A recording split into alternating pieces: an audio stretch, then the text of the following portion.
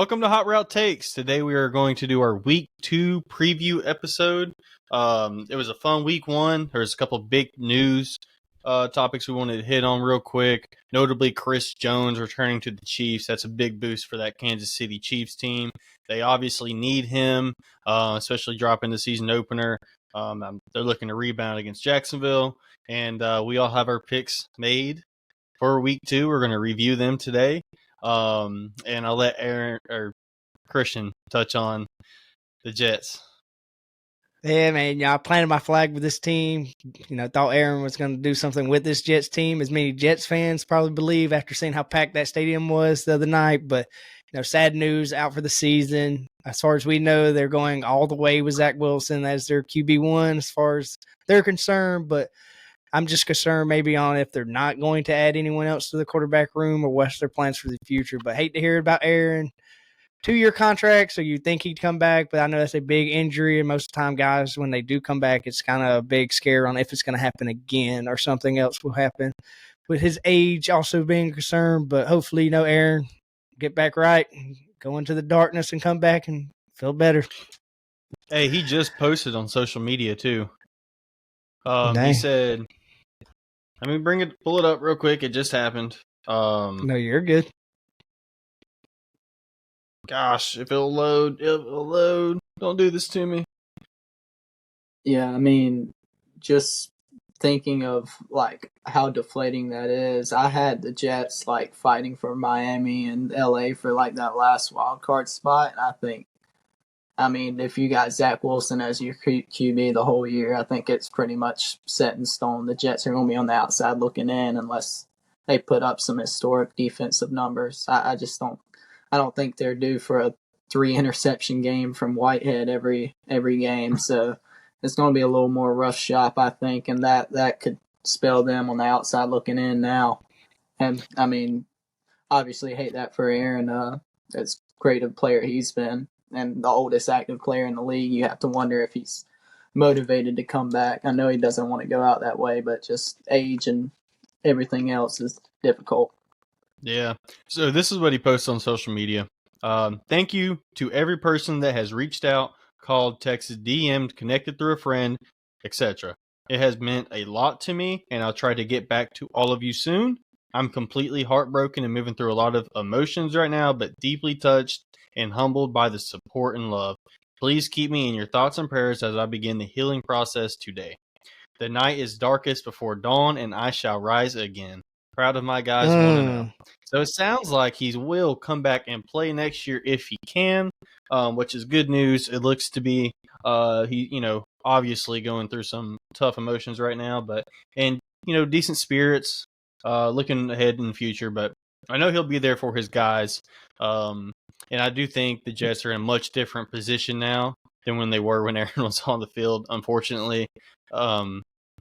If they're in the NFC, though, I do think they're probably a playoff team still. But this AFC is just so loaded, man. With the landscape right now, it just looks to be an uphill battle for the Jets to get into the playoffs. But yeah, without further ado, I think we can go ahead and get into the show concept today. And we'll start off with a Thursday night football game. The Vikings and the Eagles. Who wants to lead us off? You go ahead, Christian. Since I'm going to try to save my voice, I'll just say you nailed it if you cover everything I was going to. I got you. And you said we're starting with the Eagles and Vikings, correct? Let's see where they got them on here. I see them. All right. I'm definitely going with the Eagles here after seeing what Tampa Bay did to this team. And, we've had news come out that Baker, out of all quarterbacks, picked up on what the defense was doing, and that's kind of how they kind of got their offense actually going in the second half. And after hearing that, it's just not looking good for Minnesota. I believe me and Brian was pretty down on this team coming into the season. I think Chase had a little bit more faith in them, but I think after seeing this, you definitely see their team is not where it was last year. And I just think with this Eagles offensive line, even though it has maybe took a step down or just it's week 1, don't want to overreact. But if that is the case, I still feel very comfortable in this. And we also got to remember this Eagles team did not play in the preseason. They had Jalen Hurts. I think there was a lot of rust in that first game to I think the Eagles honestly win this game pretty easily, and I'm pretty comfortable with saying that. Yeah, I'm with you, Christian. I've got the Eagles in this one. Kind of expect more of the same of the primetime game these two teams had last year, where the Eagles kind of dominated and they picked off Kirk Cousins a few times.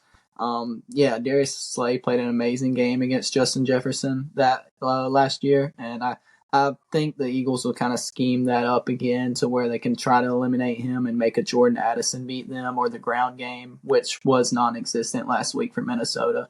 So yeah, I kind of expect that to get done on the defensive side, and for Philly, I think Gainwell right now is listed as questionable, or he may even be listed as out. So I think the two running back acquisitions that y'all were preaching about last week will get fed a little more, and the ground game in Philly will be strong again, and they'll kind of grind out a dominant, imposing physical win, in my opinion.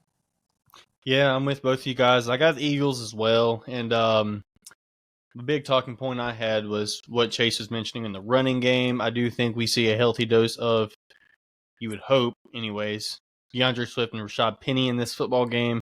And honestly, man, I just think the Eagles D-line is too physical up front for this Vikings offensive line, particularly with Jordan Davis, Jalen Carter, and Fletcher Cox in the middle trio there. That's just too much for this Vikings offensive line. But yeah, Eagles taking the first one. Now moving on to the next game. This one's a tough one for me personally. It's the Green Bay Packers versus the Atlanta Falcons. I think there's a lot here to unpack. What you got, Christian? My big thing is honestly, after seeing what Atlanta did last week, I just don't see that happening against this Green Bay team. At least I think they're still going to be able to run the ball, but I just don't think it's going to be what we seen last week. And if this game has anything to deal with Desmond Ritter, it's just automatically going in Green Bay's favor. And I should say, I mean, Jordan Love did have a couple hiccups and a couple missed throws, but I just think as a team standpoint, just what Green Bay has on defense. And I think that was the defense that was supposed to be there last year, where they were hyping up, saying it's the best defense Aaron's played with. Honestly, that's what it looked like last week, what Green Bay kind of did to Chicago. Granted, you don't want to overreact in week one, but I think this defense actually looks like what they were supposed to be last year. And I think that's a good sign. And I just think it's going to be too much for Atlanta to handle. So I'm going to definitely go with Green Bay, but it's tough just because, I think that running game could get going in Atlanta, but I think this is the week where we're going to see Desmond Ritter, and he's going to have to be a part of the game plan. And I just think that's not how Atlanta's going to have to win football games. Yeah, I'm with you, Christian. I will say Jordan Love may have been the most impressive QB I saw last week, just based off my expectations and the performance he delivered. Granted, Christian, you said you didn't want to overreact to a week one. You can partner that with you don't want to overreact to a bad Chicago team, really. So we'll see how Jordan fares against a better secondary.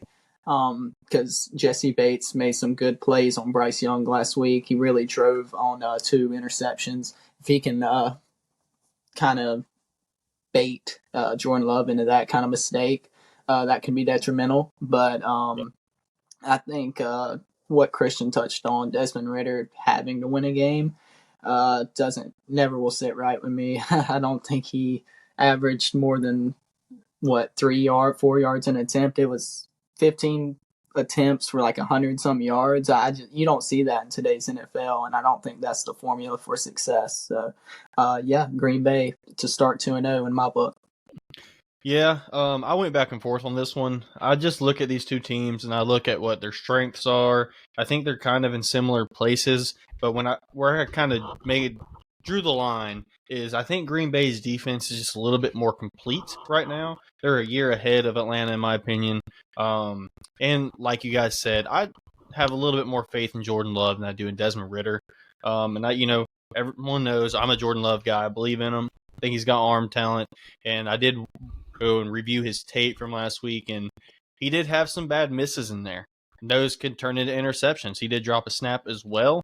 But, it's his first true start as being the guy. Some jitters in week one, it's too hard to put too much into just it being one game. I want to see another game. And I do think Desmond Ritter has a chance to kind of showcase a little bit in this game as well. but I don't have a whole lot of faith in Desmond Ridder. But I do have faith in the Atlanta offense and the weapons and the run game, the offensive line, the whole package there. But where I had to make my decision was just think the Green Bay defense is a little bit more stout, and I do think Jordan Love is a little bit more. I believe in him just a little bit more. I think so. I'm gonna go Green Bay as well, and then moving on to next week. So we got the Las Vegas Raiders and the Buffalo Bills. We'll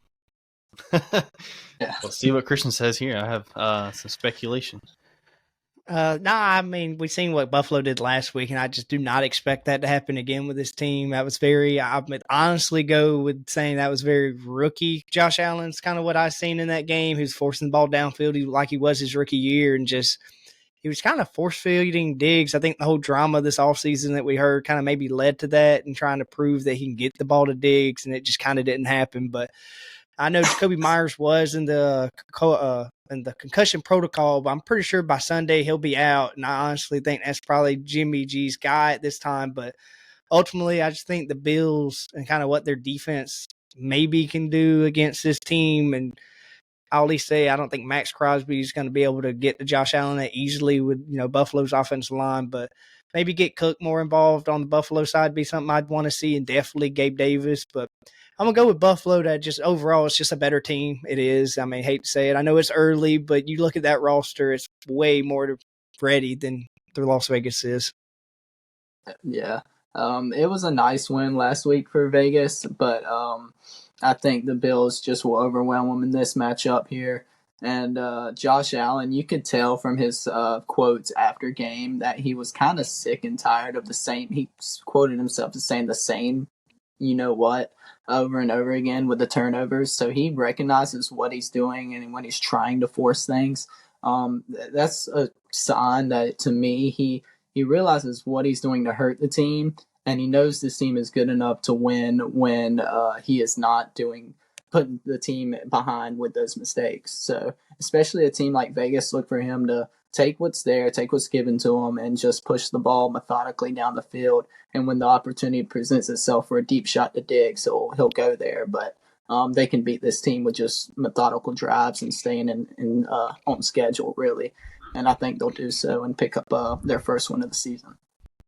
Gotcha. Yeah.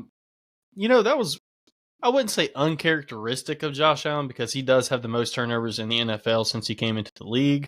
But it's just, I think, rare to see him play that poorly at this point. And it's, I wouldn't have seen that coming. I know the Jets have a good defense, but man, those interceptions were kind of brutal. Every one of them.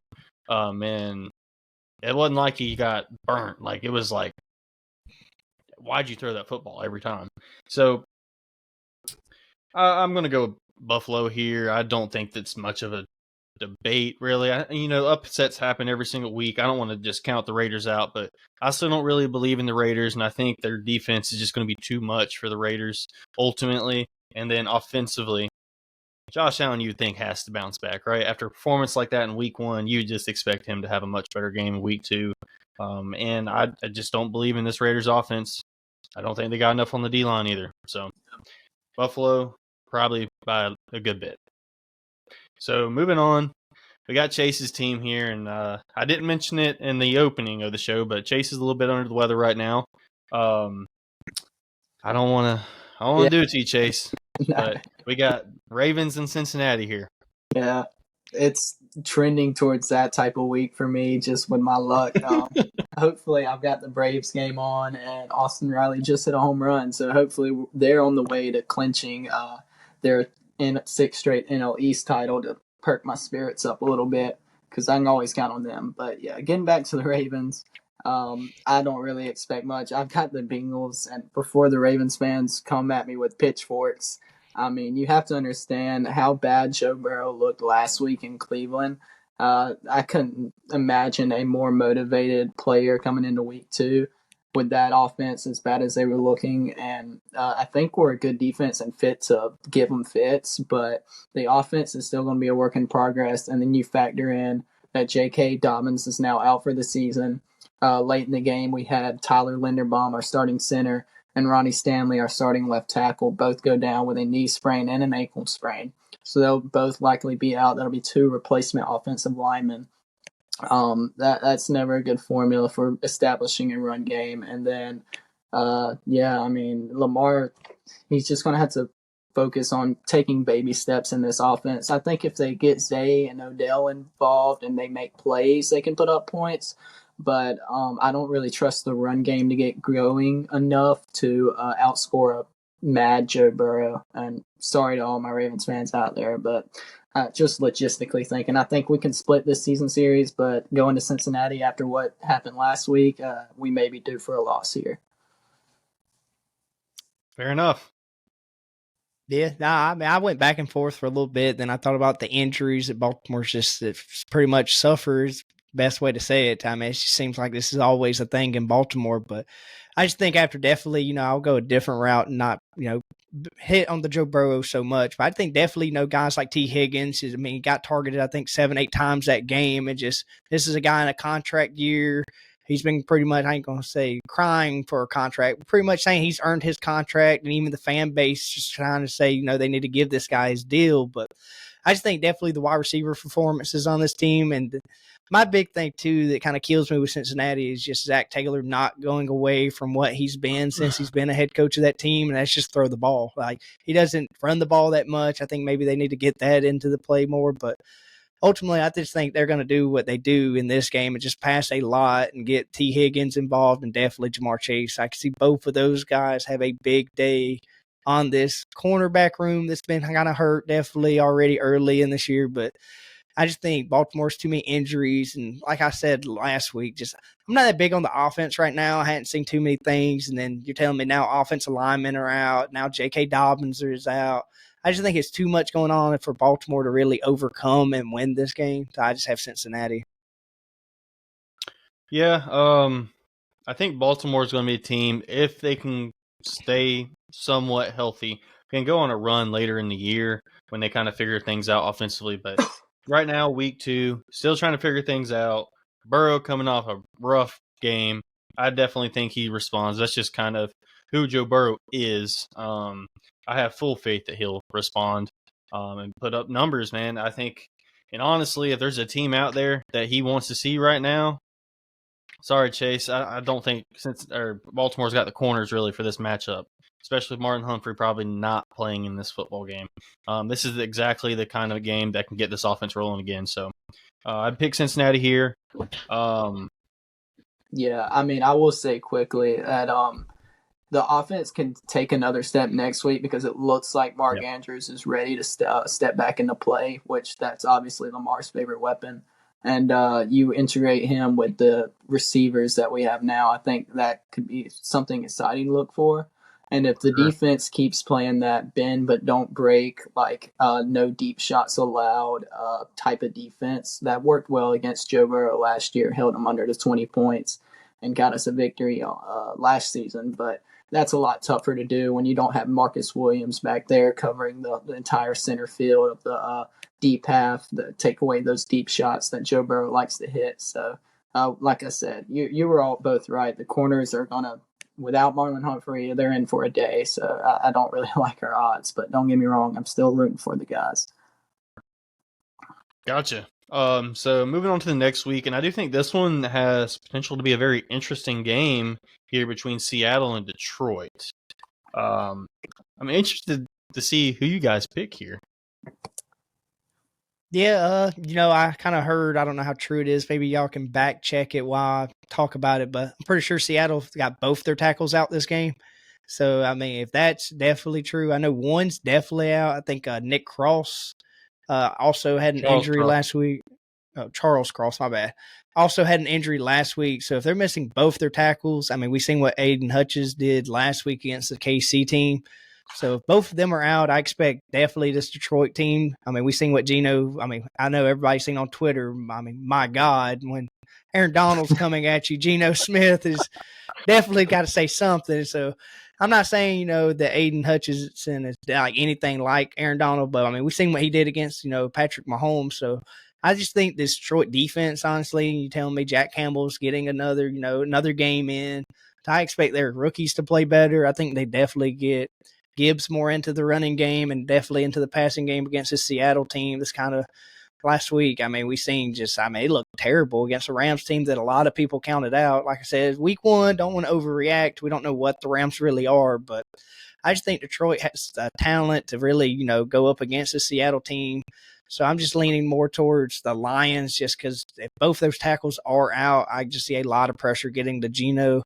And I think Tyler Lockett went down last week. I hadn't really not know where he is at this point. I probably will more likely play, but I'm going with Detroit just because I think they're riding that high right now, and Dan Campbell is probably getting these boys ready for this game and trying to start the season 2-0 with the high expectations in Detroit. All right, quick note. So Abraham Lucas went on IR, and then Charles Cross, young promising offensive tackle, questionable for this football game. Okay. Yeah, that I was kind of back and forth before that news anyway, but that I ended up going Detroit for a few reasons here. One major one that not a lot of teams or a lot of people like to talk about is the extra rest. Obviously they played on Thursday Night Football to open the year, so they got those few extra days of preparation. They probably got together, watched the Sunday game against the Rams, and took some notes, and obviously saw some things that maybe they can exploit on the offensive end. If you remember last year when these two teams linked up, it was actually one of the more exciting games of the year. It was an absolute shootout, and I believe it was Seattle that came out on top, if I remember correctly. But it was a lot of points in that game. Jared Goff had a great day, and I kind of really expect more of the same. Matthew Stafford was targeting whoever was opposite Woolen the whole day. Like, Woolen had a good day for the Seahawks, but the other corner was getting picked on all day, pretty much, whoever it was. And I kind of expect more of the same from Jared Goff with Amon-Ra St. Brown and his weapons now, and that ground game to get a little more established like it was trying to do so in week one. I think that the defense will lead Detroit to a nice 2-0 start. Yeah, I went back and forth as well, guys. I don't want to count Seattle out, and I'm just kind of not sure what to think about Seattle right now. But I do know that Detroit's interior defensive line is not the greatest, and they do have an opportunity here to get this run game going. And I think if you are missing both your tackles, that's something you're going to have to try to do at least. And I do like Seattle's back, so I do think they have a shot here to take this game. Maybe that's upset, maybe it's not.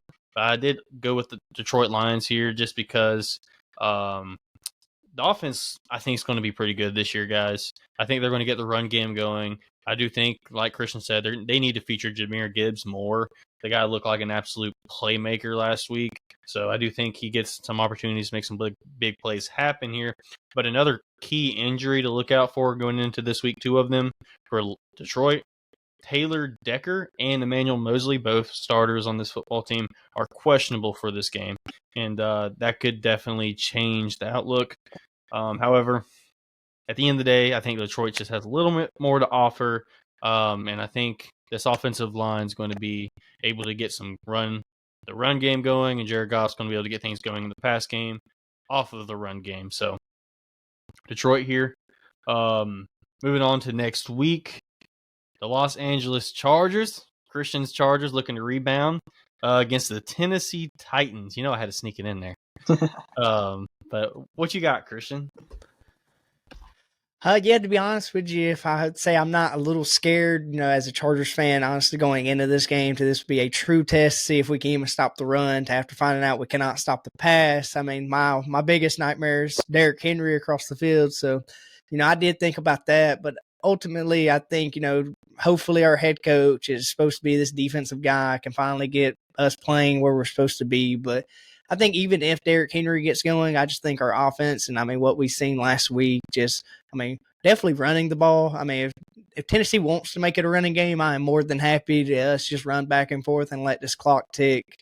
And then I think ultimately that keeps my defense off the field if we're doing it too. So I just think we have way more weapons on our side. And then Ryan Tannehill, I'd be not saying this, but just last week, how bad he tried to give DeAndre Hopkins the ball. It was like 12 attempts, and 3 interceptions for him.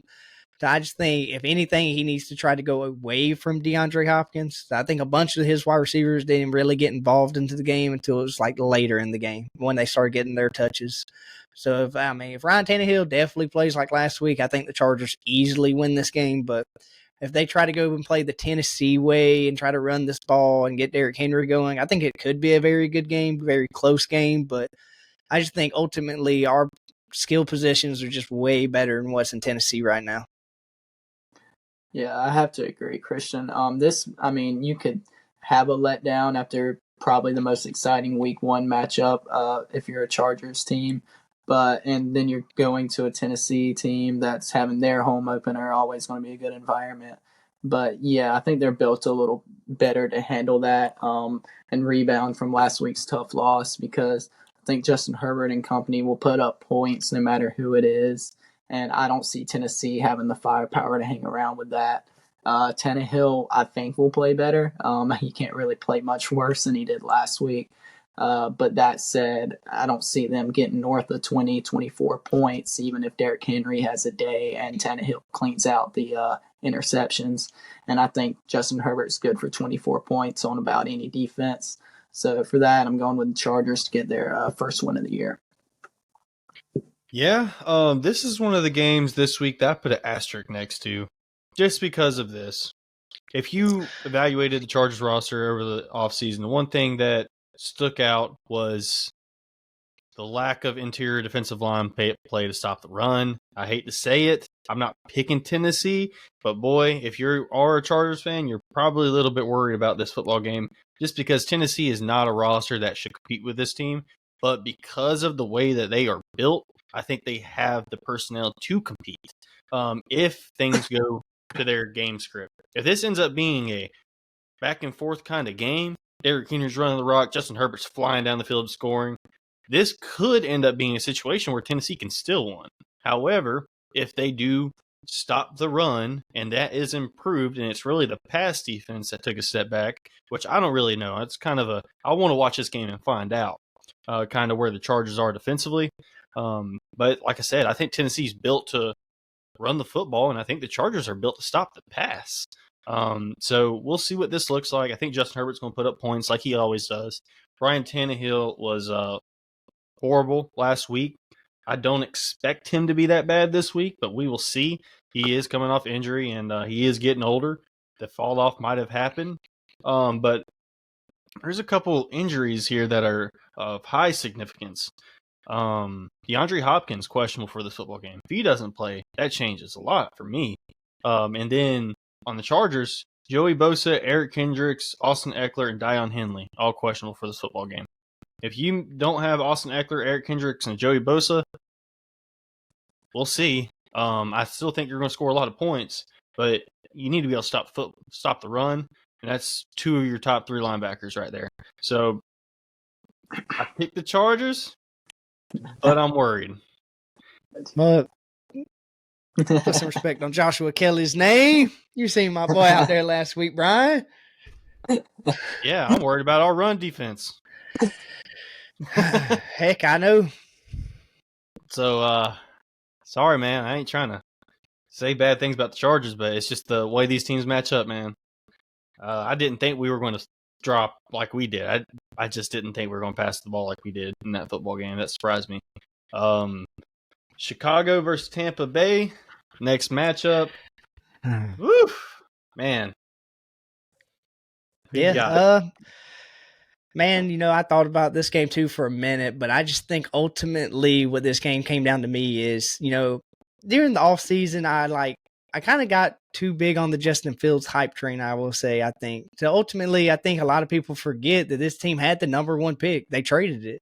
So I don't think people realize how bad this roster actually is. I understand it is week one, but even still, this roster is not that great. I mean, DJ Moore, I understand who they were playing against, has the corners and matchup for that to get DJ Moore kind of out of the game, and that's what they did last week. And I just think Tampa Bay, this defense is still what it was, and if Baker plays, just like he did last week, that's more than I think enough to beat the Chicago team. And I just think this game's going to come down to a lot of deep throws to Mike Evans and getting Chris Godwin in this game. So I just think on the corner wide receiver matchup, I just like Tampa Bay more, and I just think that's what this game's going to come down to. And just defensively, I just don't see Justin Fields being what he was, later in the season, running around definitely on this Tampa's team. So I just think, as long as Baker doesn't go back to old Baker and he just plays like he did last week, and I think he will. I think, after that win, they're going to play at Tampa. It'd be kind of him first game at home. I think the fans are going to give him a big welcome, and we know how Baker Mayfield get when hype is up. So I'm going with Tampa Bay. You can say it's an upset. I don't think it is ultimately. I just think the Chicago thing is I just kind of hopped on the Justin Fields hype train a little too much and not realizing this team still has at least another season or two to go. So I just think Tampa's more prepared for this game than Chicago. Okay, that's fair. I don't think we've differed yet, have we? Brian, you had Atlanta, right? Or you had Green Bay, right? Nah, yeah, we've been the same. Yeah. Well, Have we in every one of them? Yeah, I'll change it. I'm going Chicago. What? I'm going Chicago, and I don't think they're a good team at all. I just, you mentioned that Baker plays the same way and doesn't make those mistakes again, and they'll be in for another victory. I don't think it happens. I think he'll make some mistakes and keep Tampa from improving to 2-0 on the year. And Justin Fields will make enough plays and maybe get DJ Moore a little more involved this week and show some firepower in the passing game, I would hope. And that'll be enough to squeak out a win. I don't necessarily see this as like a blowout or anything. I very well think Tampa could win this game, but just a different maybe my upset of the week if I have one. I'll go Chicago to get their first win. Yeah, I think this game's gonna be close, man. I really do. I think both of these teams kind of are not good. I do think the Bears defense might be a little bit better than the Vikings, though. However, I don't think the Bears defense is good. Yeah. I do think Justin Fields is good, though, and I think he's going to play a good football game here. I think he's set up to have opportunities trying to get this offense rolling. I do not think Tampa Bay has a defense like Green Bay's got. So I think we can see DJ Moore be featured a little bit this football game, and I think we'll see Justin Fields running the rock. I think that's what we'll see in this football game, and I'm leaning towards Chicago. But moving on, I'm real interested in this one. This is going to be a good game. Kansas City versus the Jacksonville Jaguars. Pat Mahomes getting Chris Jones back, potentially getting Travis Kelce back. But who you guys got? Man, my big thing about this game is honestly ultimately Travis Kelce and what his health is. But me right now, I'm leaning towards that he's not going to play if I was like a betting man. But the only thing that kind of scares me is we've seen this Colts defense kind of give this Jacksonville struggle. But then I can also turn that around and say we've seen the Lions give the Chiefs struggle. So ultimately, I went back and forth and just thought of what this game could turn into. And it could turn into a shootout. And honestly, if it does turn into that, I thought real long and hard. I went to Jacksonville. I just think they have too many guys at their skill position that you just look across the field at KC and it's just not there. I mean, we've seen Kadarius Toney. You can say what you want about the drops. Hopefully, it's never probably happened in the NFL history. A guy play that bad and then do it again. And then you had Sky Moore run the most routes on the team. And I couldn't off the top of my head tell you how many he had, but he had the most routes ran. And he didn't do nothing that game last week. So I just think, just the star power that Jacksonville has. And then if Chris Jones is back, I think that does help KC with the whole Travis Etienne. But I just think, Trevor Lawrence and them, after seeing that performance against the Colts, I think they're going to come in this game even mad after the win. So they probably know a lot of people expect them to go in there and blow the Colts out. And that kind of didn't happen. So I just think Patrick Mahomes, we've seen the offensive line, him running up against, Detroit. And then I'm scared that Jacksonville, Walker hadn't been nothing crazy yet, but this is a game that Walker could sneaky and play good. And then you have Josh Allen also that I think can go get Patrick Mahomes and not let him run around as much as we've even seen him against Detroit. So KC doesn't get the running game going, and it's like what we seen last week. I definitely have Jacksonville winning this game big, but if it's a shootout, I still have Jacksonville sneaking out and winning that game too. So I'm going Jacksonville, Trevor Lawrence.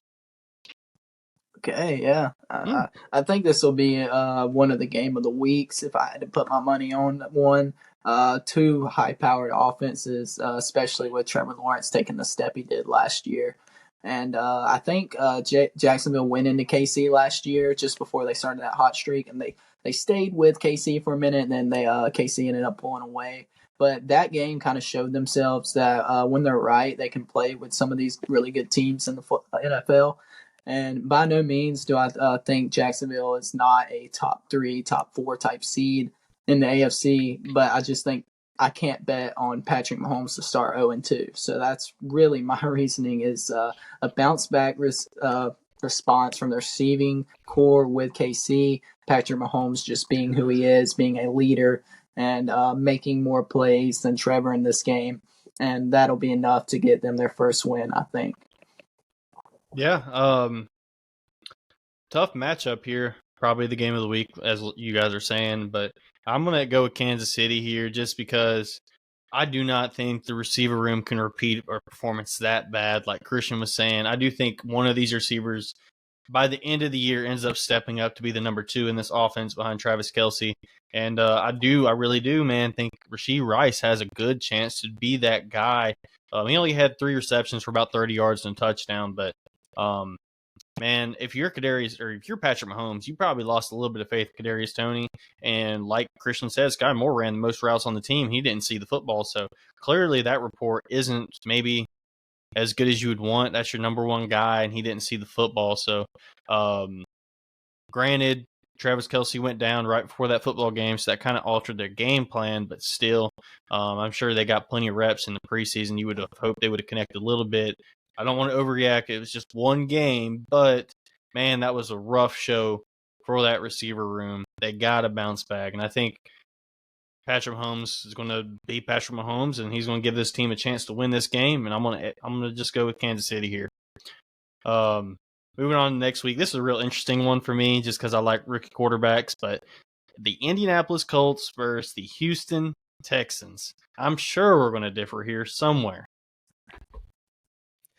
Yeah, this is another game. I mean, a lot of these games take a lot to think about. I mean, we only seen 1 week of play, so you got to think about what the future is looking like for a lot of these teams. And then, like Brian said, we're talking about 2 rookie quarterbacks that both, I mean, honestly, didn't have that bad of a showing. I mean, one you maybe can lean more towards was the better of the 2 that day, but I think both rookies in this game, I think it's going to be a sloppy football game. Honestly, I think both rookies are probably going to have a rookie play somewhere in this game, but I just ultimately like what I seen out of the Colts defense last week, and that was like what I expected the Colts defense to kind of be, and it wasn't in the past. So I just think with the Colts defense, then seeing what Lamar did last year, Lamar ran. Let me look real quick. He only rushed 6 times, 38 yards, but he averaged 6.3.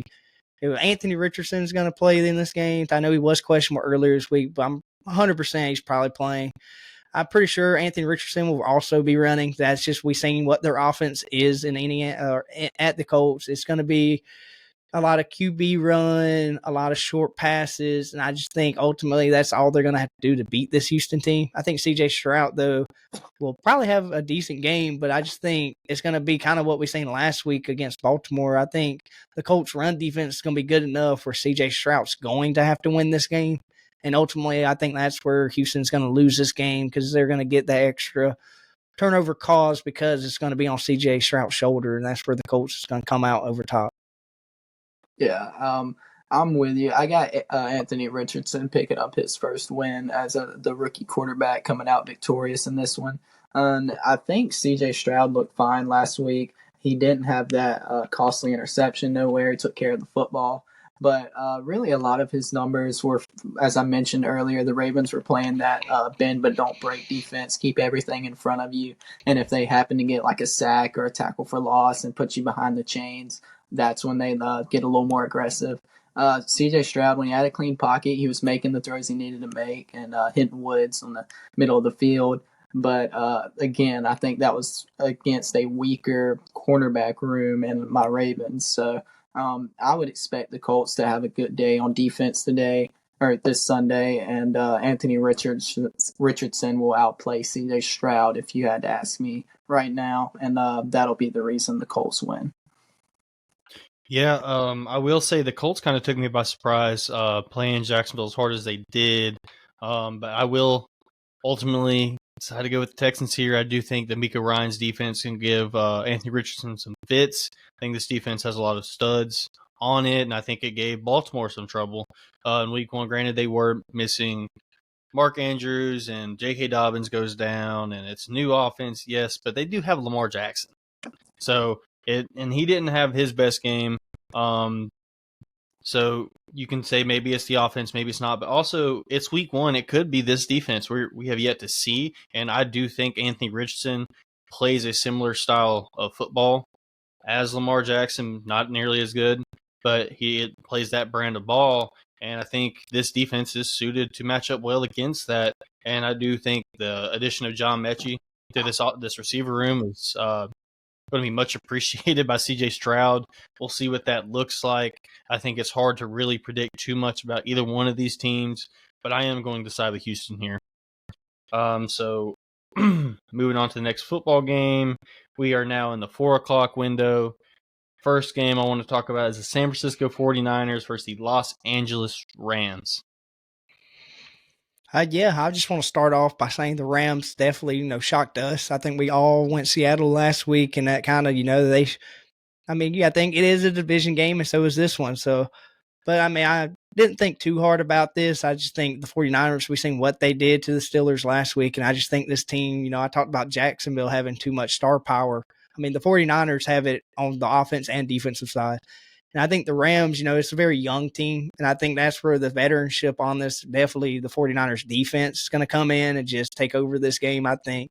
And pretty much after what I've seen, what the 49ers have been, the year, pretty much this year and last year, being so dominant, I just think at this point, until somebody proves me wrong, I think that's just the right pick to make. And I think Brock Purdy, I was not that big, and if you look back in the earlier pod, I said this guy's got to at least prove it to me, and I think at this point, I'll give him his credit. Like, Brock Purdy's going to do what the 49ers set him up to do, and I just think Christian McCaffrey's there. Deebo Samuel, Brandon Ayuk has finally came into what they thought he was going to be, and now you're arguing maybe he could be the number one, and Deebo takes the back seat instead of Deebo being the number one. So I just think it's the 49ers just because I think they have way too much talent, and this Rams team's going to have to take a step back to reality and realize how young this team really is.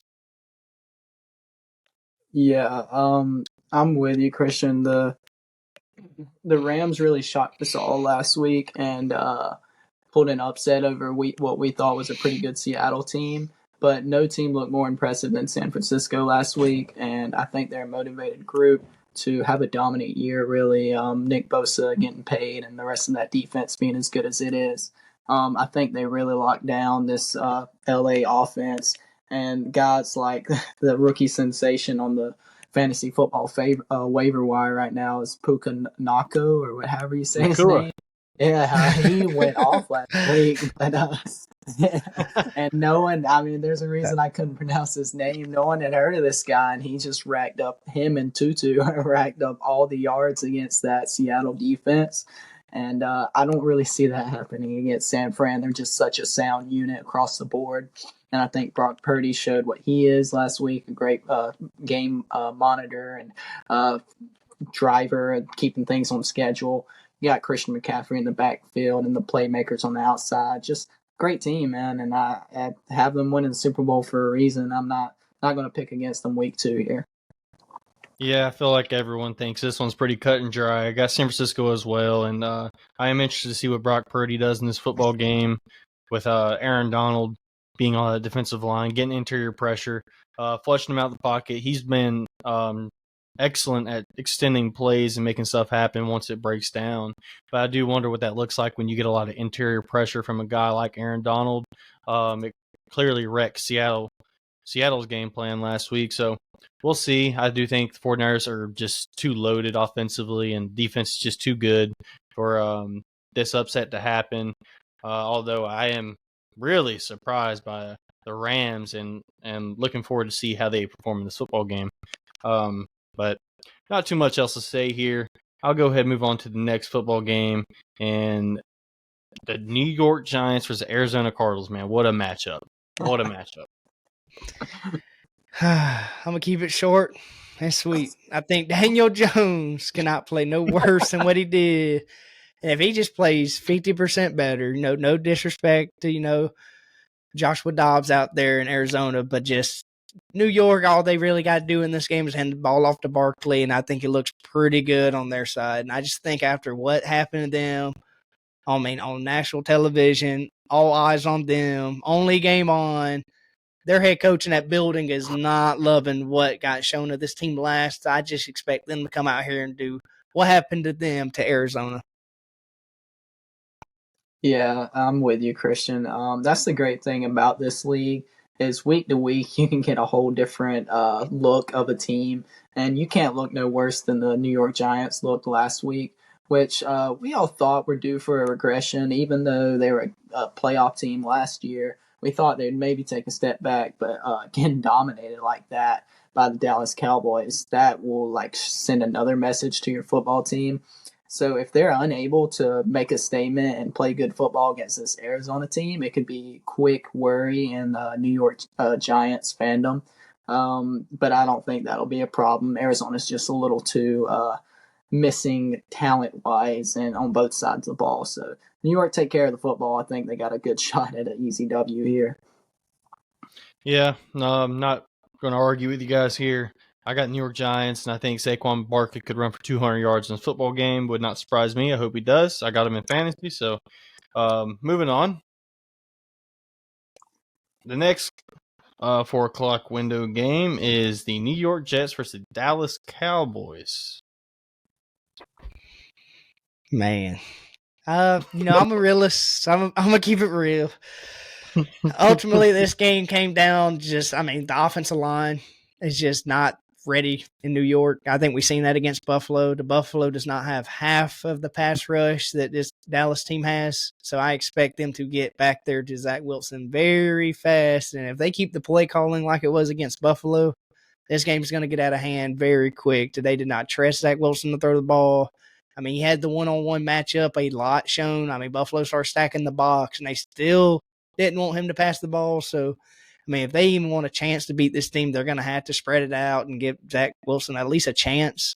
And even then, after what I've seen of this Dallas defense last week, I just think, they got some stars at corners. I think a lot of people forget, Stephon Gilmore is there now. Diggs is there. So if New York does want to open the playbook up, it's going to be scary on their side to see both of those corners guarding. One of them definitely going to be on Garrett the whole game. So I just think this is a game for Dallas to win. They're just built to beat a team like the Jets at this point. So they're going to have to run the ball, and I just don't see that happening against Dallas. Yeah, as great a win that was for the Jets, even the mood after was such a deflated feeling with the loss of Aaron Rodgers. And there's no doubt that this team will rally behind Zach Wilson and try to give him all the confidence that he needs to make plays to Garrett Wilson and be loose and confident when throwing the football. But that said, man, I think Dallas has got all the ingredients just to give him problems all night. Micah Parsons, I think, is in for at least a couple sacks. He may rack up 3 or 4 in this game. Who knows? But I think he has a day, and then maybe Stephon or Diggs gets an interception off Wilson, and then you flip the other side of the ball, and Tony Pollard and that crew will do their work, and I think Dallas will get a pretty easy, comfortable, multiple score win here. Yeah, I also got Dallas. This game slate isn't as interesting as last week's, I don't think, but it's tough for the Jets, losing Aaron Rodgers, building this offense to kind of have an Aaron Rodgers running the show versus Zach Wilson running the show is just 2 completely different things. I'm sure they were not prepared to put Zach Wilson in there, and I do not think this is going to be pretty at all, especially since Breece Hall may not play in this football game, either one of their offensive tackles, Mekhi Becton and Dwayne Brown, are on the injury report as questionable. So that just really spells disaster in my eyes. I think Zach Wilson is in for a very long day. And, boy, it can get ugly in this one. But moving on, the Commanders and the Denver Broncos. Nice. Yeah, this is, a rough maybe game you can maybe say if we're going off of last season, but it's a new season, so I'm not going to take it there yet. But this might be the only time as a Chargers fan you hear this from me. But Broncos country, let's ride. I'm gonna go with Denver Broncos in this one. I just think ultimately this game's going to come down to their defense and a young Sam Howell. I think this is the best defense Sam Howell is going to play in his NFL career at this point. And I mean, last week he went 19 for 31 against Arizona defense, and also had the 1 turnover. So I expect Denver to get a lot of turnovers in this game. I will say I think Brian Robinson's going to be like what Washington tries to do in this game. I mean, he's been shown he is their main back this year, but ultimately I think, Russell Wilson didn't have any picks last year. It did look better offensively. They're still missing a couple wide receivers on that side, but Javonte Williams also for Denver looked great. Now I think, if they can get him going early against this Washington, you might understand that it's a great D-line over there, but I just think Denver's defense is just too much for Sam Howell at this point in his career to handle, so I'm going to go with Denver. Yeah, Broncos country, let's ride, Christian. I got them as well, man. And more just to work off what you were saying, I think it's really coming down to this defense. Patrick Surtain, PS2, I think he's going to get, although he's not targeted much, I think he's due for a pick or a big play. So I think he'll get Sam Howell next Sunday. And Russell Wilson and company will probably drop a little bit of the field and settle for field goals, but I don't think it particularly matters because I don't see Washington put up a whole bunch of points. So I think Denver takes a low-scoring one and gets their first win of the year. Yeah, I'm really with what Christian said. That's exactly where my mind was with Sam Howell, a quarterback who struggles to process. Going against the defense as sound as Denver's is, I think he's in for a long day. He holds onto the football a little too much, and I think this pass rush has the opportunity to get home, and the coverage on the back end is going to be tight. I think he might end up forcing some stuff down the field. There's going to be some turnovers involved here. And then I think the offense just has to score enough to win the football game. Very reminiscent of the 2022 Denver Broncos. So, yeah, I got Denver here. But moving on to the Sunday night football game. Miami Dolphins versus the New England Patriots.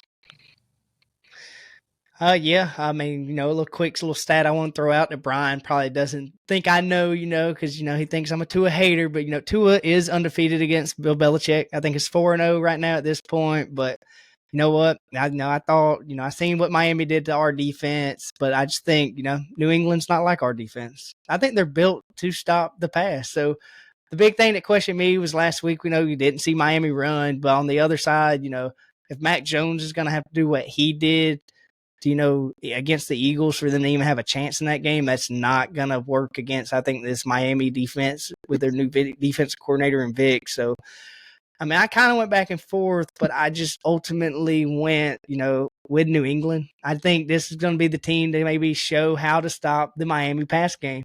I just think they have the talent to actually stop them. And, the coaching staff over there is not like LA, and they're smart enough to, I guess, make halftime adjustments.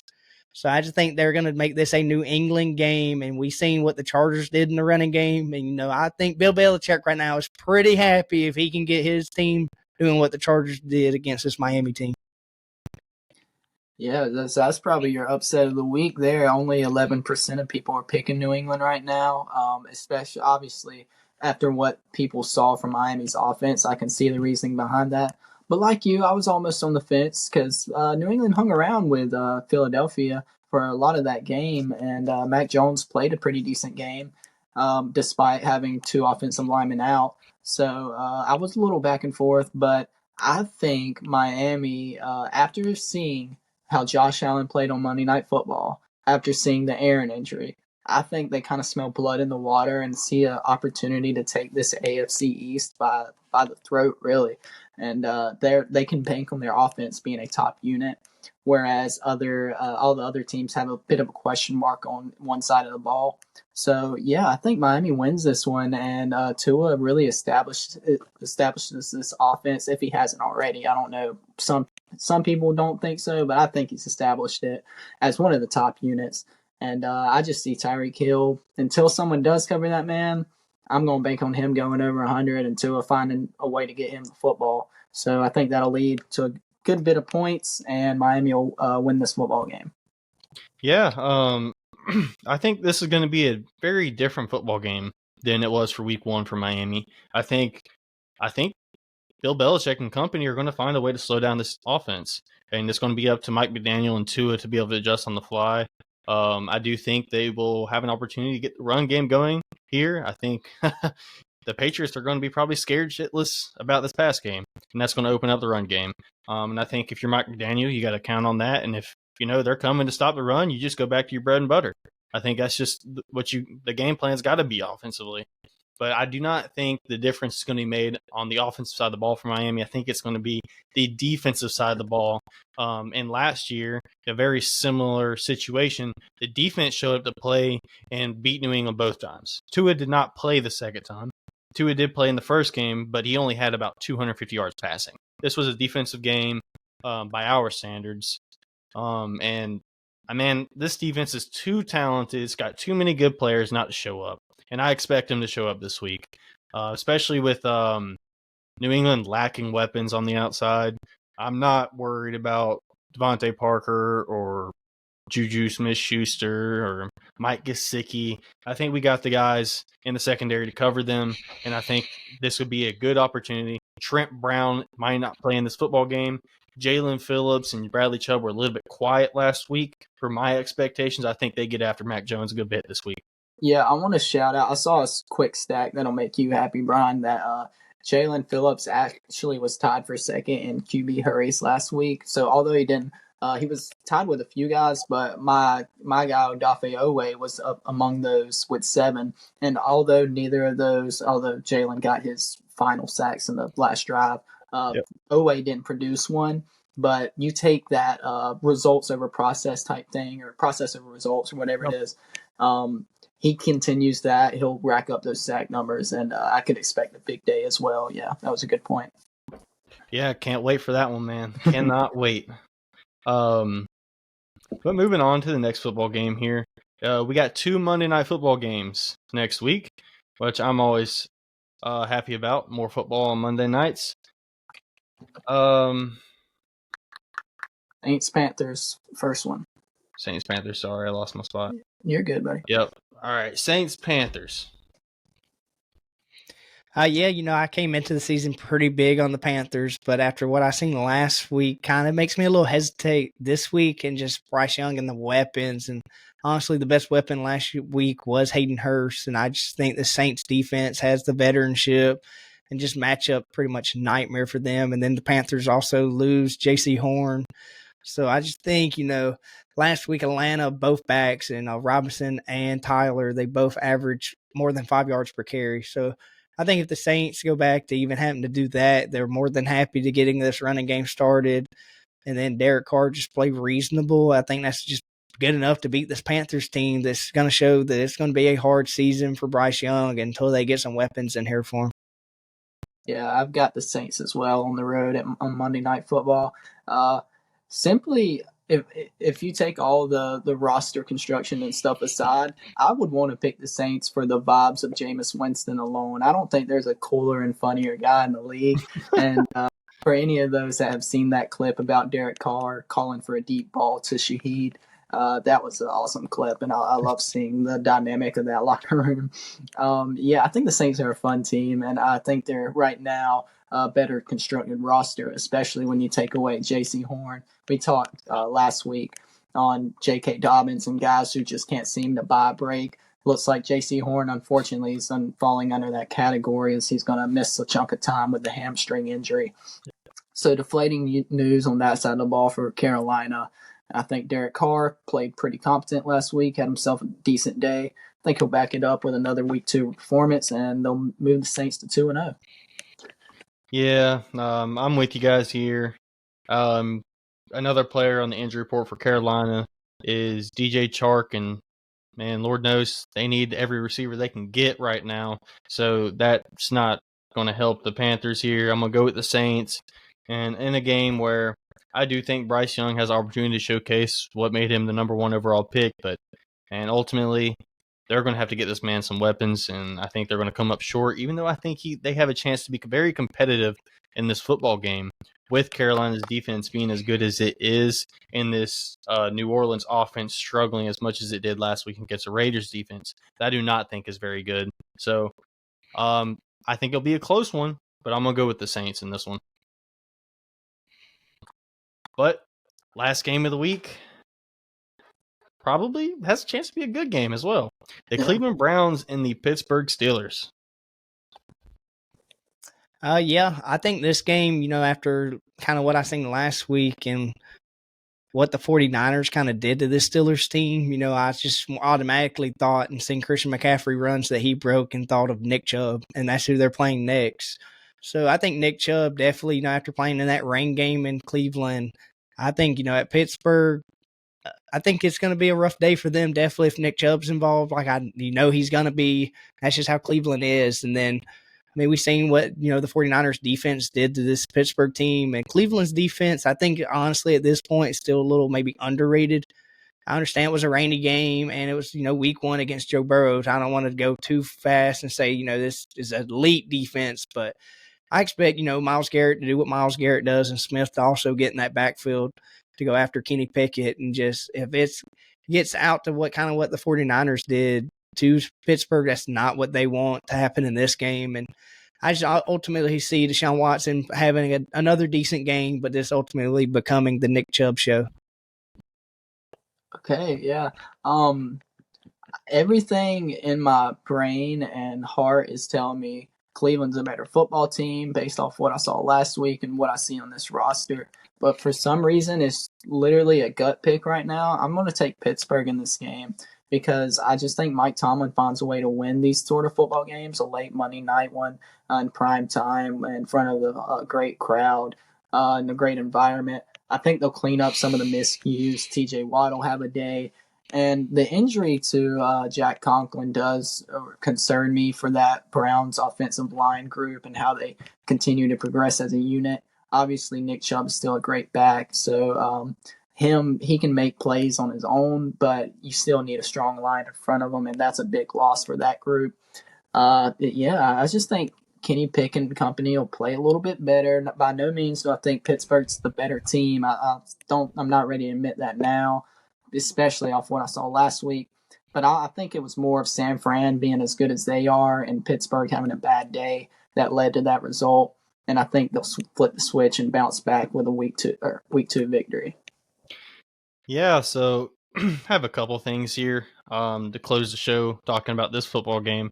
One, Jack Conklin went on IR, so we're going to see just how good rookie DeJuan Jones is matching up against, one of the premier edge rusher in the NFL. And TJ Watt, we'll get an opportunity to see just how good he is. He's been phenomenal, really, since he stepped in the preseason and played virtually every single snap. And now getting the opportunity to step into the starting lineup. But I think really my biggest revelation after watching week 1, going back and kind of taking a look at all the football games that happened, is Cleveland is built to win, guys. I think they have the right pieces in the right spots to give teams fits week in and week out, whether it's the running game with Nick Chubb, whether it's the elusiveness with Deshaun Watson, being able to move a little bit, and just having just enough in the receiving room to have weapons. And then David Njoku, a nice complementary piece. Defense, adding a pass rush on the opposite end of Myles Garrett. This corner room. They've had talent on this defense. They just haven't been able to put it together. And I think this DC is finding ways to put it together. I don't want to overreact here. I've been saving this topic for the pod. And I really think, based on week 1 performance, I know Cincinnati is, traditionally not very good in week 1 based on their track record, but I was just impressed with the performance defensively of Cleveland. I mean, look, guys, if you got a defense and a running game and a mobile quarterback, you're going to win games. And that's what they got. And so I think this team has the opportunity to go far. And with the unfortunate injury bug that hit Baltimore, I think they really have a chance to sneak into the playoffs now. But you guys got anything else before we I didn't make my pick. I guess I kind of did. I'm going with Cleveland. I don't have any faith really in Pittsburgh still, so. I thought you were going that way, but yeah. Yeah, you guys got anything else? before we get ready for week 1? No, nothing other than I hope I'm 100% and back to feeling normal on Sunday, because I'm sure I'll be losing my voice whether I have it or not watching this Ravens Bengals game. So hopefully I'm good enough to pull a little more weight on next week's pod when we get together. Gotcha. You good, Chase?